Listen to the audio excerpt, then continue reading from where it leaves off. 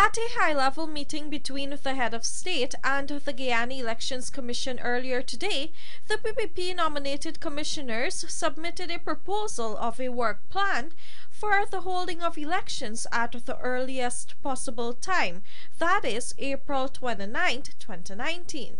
In fact, Opposition Leader Bart Jagdeo has already indicated that his parliamentarians will vote for an extension of the constitutional March deadline if government commits to holding elections before April 30, which is when the voters' list will expire.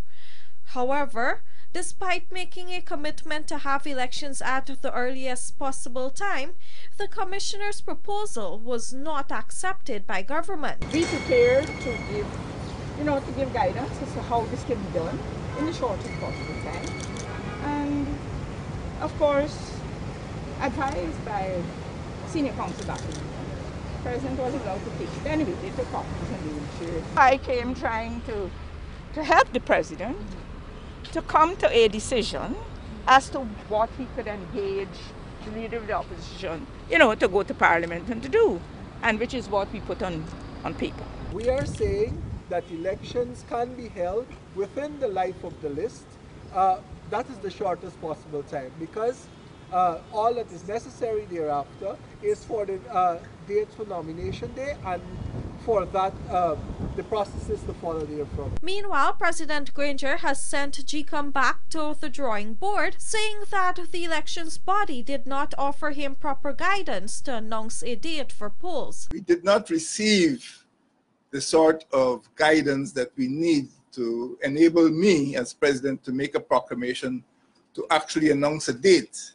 But we have kept the door open, and we have asked the Guyana Election Commission to go back to the drawing board to examine how quickly and how easily they could arrive at a consensual position, merge the various approaches, ensure that the preparations for elections, which have already started, continue, and that we could have an agreement as quickly as possible. On the other hand, the government-nominated commissioners are pushing for house-to-house registration, which can last until November this year. I sense that they could conclude house-to-house somewhere around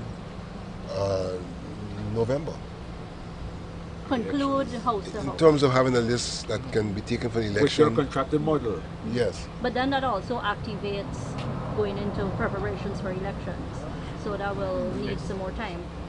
No, these things can be done parallel. Could be done simultaneously.